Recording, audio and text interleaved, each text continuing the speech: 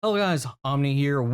Today has been shaken by some interesting news. Now the reports and the headlines are all saying the same kind of thing, that Spider-Man is no longer in the MCU. That still has yet to be seen, as it has been confirmed that they are still talking, but the likelihood is if Disney and Sony cannot come to an agreement on their new deal, to because Disney's contract with Sony is up for renewal at this point, and they're currently in negotiations. We know the talks have fell through. Neither party is really kind of giving in to the other's demands, and the only one really even coming at either party with any demands is Disney, who I think really, in a post-in-game world, really kind of needs to have that kind of steadfast, like level-headed kind of approach to where this franchise is going. A lot of the key players are now out, and a lot of it is left in untested territory after Endgame. Me included, I'm very skeptical about how much I realistically care about the overall world of the MCU after Endgame.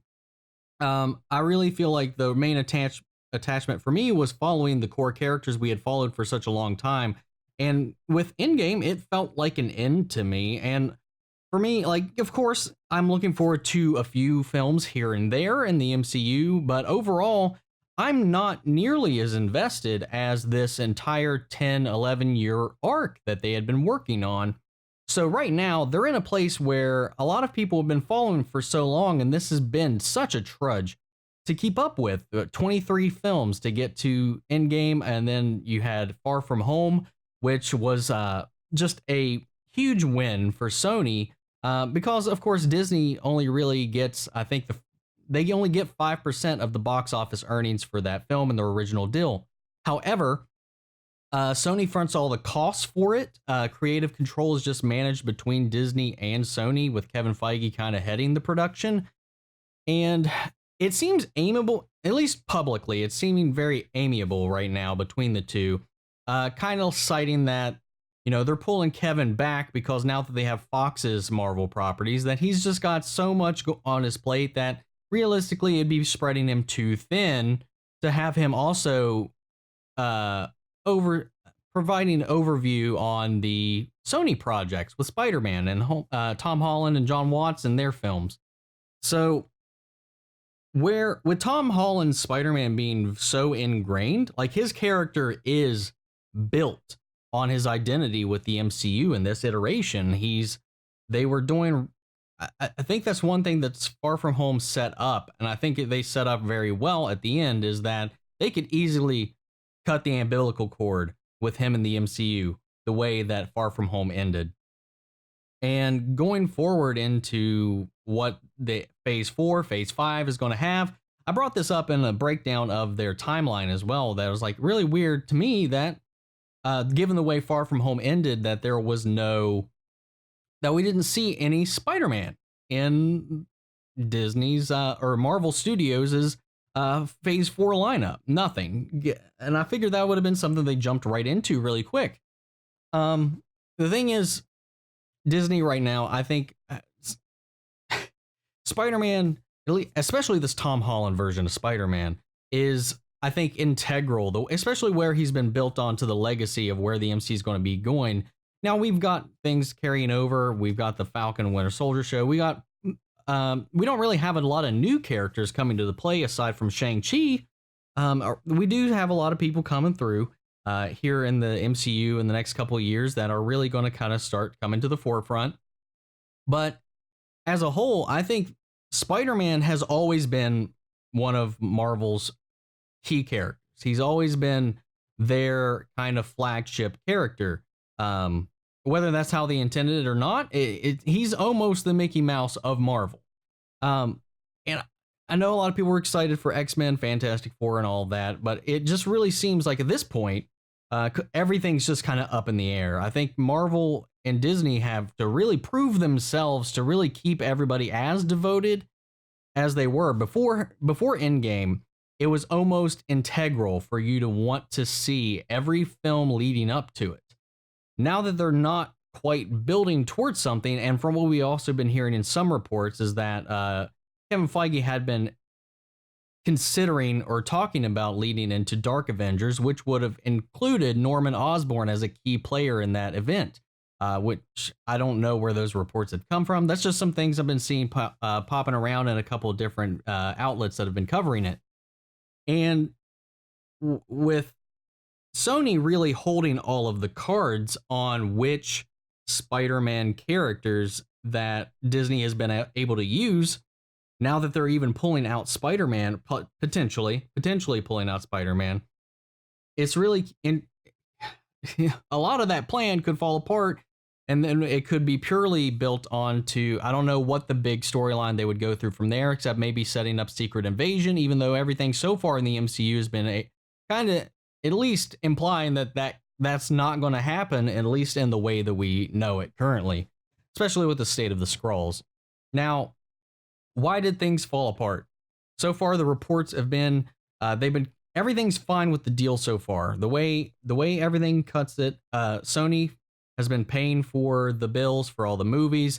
They get a 95% cut of all the box office revenue. However, they get 0 merchandising rights. It means nothing involving Spider-Man Far From Home, nothing involving Spider-Man Homecoming. As far as the toy sales, the comic book sales, posters, books, all of that, Sony gets no cut of. That all goes to Disney. And that, along with the theme parks, which Disney's currently working on their Marvel World in California, building up that.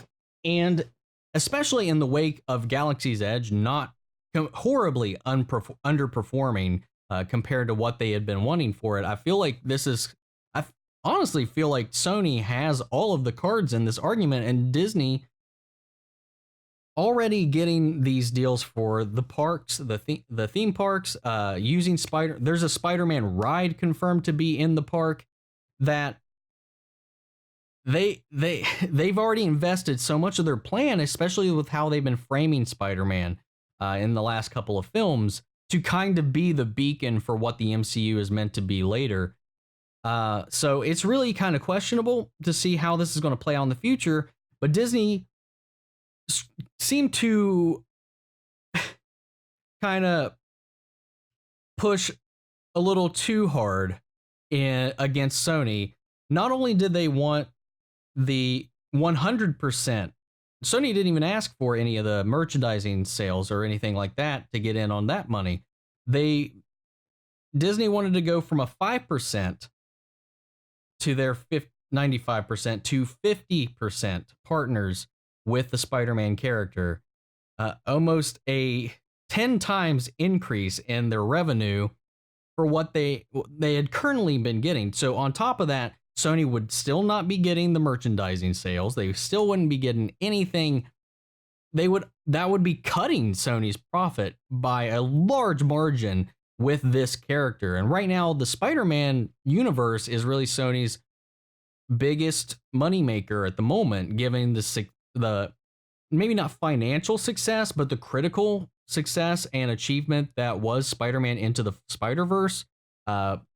Venom, despite how you felt about it, was wildly overperforming than a lot of people expected it to, and especially it didn't critically land very well, but it made a boatload of money, and they are more than confident dropping in names like Andy Serkis taking the front in Venom 2. And I know a lot of people have been wanting to see Venom team up with Spider-Man. If Spider-Man's freed up from the MCU, that would be something that Sony could easily work in. They were even talking about it recently that, there's still the potential chance that those two worlds can collide. On top of the various Spider-Man related shows and spin-off films they're working on, all the different Into the Spider-Verse animated films and shows that they're working on, and this huge deal they got signing Phil and Lord and Miller, sorry. Lord and Miller with who helmed, or not, they didn't really helm, but they did kind of oversee some of the aspects of Into the Spider-Verse. They're in charge of helming this entire expansion of that into different shows, and they've really invested a lot of their a lot of their cards into carrying on Spider-Man. Even recently, Sony bought Insomniac Games, which had been the studio behind the recently extremely successful Marvel Spider-Man on PS4, that exclusive game, which was fantastic. I played it, I reviewed it, I freaking loved that game. I think arguably it is one of the best superhero games I've ever played.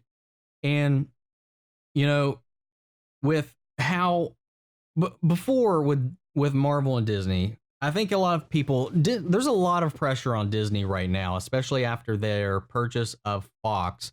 And I feel like they've been kind of overextending themselves on their money, or maybe kind of getting having a lot of that power go to their head, and really trying to strong arm Sony in this position. So I don't know where these are going to go. Now in negotiation, it's always a proper tactic to kind of, to boost up and be like, I'll take 50, and then go from there. They're not going to take it. That's you go big so that you can negotiate backwards. But I guess the reports are acting like they went too big, and Sony was just like, nah, fam, peace. If you want to play that game, peace.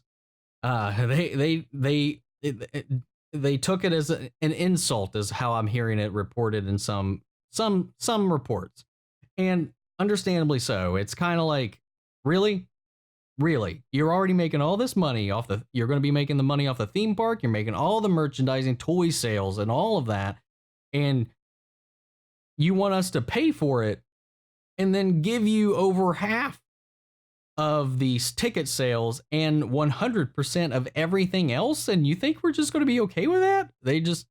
I completely get it. And I feel like, but I also feel like Spider-Man Venom was a case all on its own.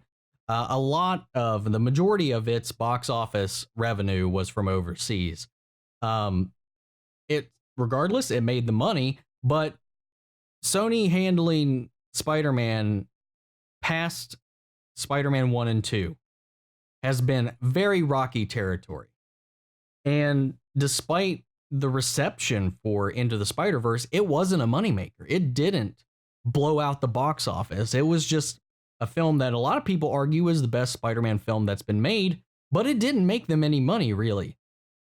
Not like Far From Home or Homecoming has. And it's arguably, it's easy to argue that Spider-Man Far From Home or Spider-Man Homecoming might not have been as nearly as big as they were if they weren't part of the MCU. So it's such a symbiotic relationship that these two have built with each other that I cannot fathom why they won't be able to work this out. I think there's also the tinfoil hat theory that, this was leaked from the negotiations to kind of put pressure on both companies to come to an agreement. The internet is completely volatile right now with this news hitting the scene completely. Everybody's going nuts. I know I was legitimately bothered when I saw this while I was at work today, and I was just like, are you freaking kidding me, Disney? What the crap? And a lot of people are putting this on Sony, like they're pulling back, like this isn't ridiculous, but it's completely understandable for Sony to do what they're doing. They could put with John Watts. I think really, if they did pull back from the MCU, they would not be hurting at this point.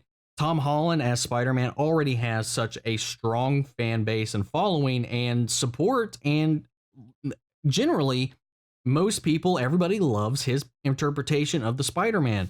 Aside from the complaint being that he's basically Spider-Man Jr. If you take him out of the MCU, by all means, you can start talking about Uncle Ben. You can stop talking about Tony. He can stop living in Tony's shadow. A lot of people that have that complaint will be relieved by that. It would be further separating him from that. Now, would they not reference the MCU at all? Who knows? but I think Sony has anything but to gain from taking Spider-Man back.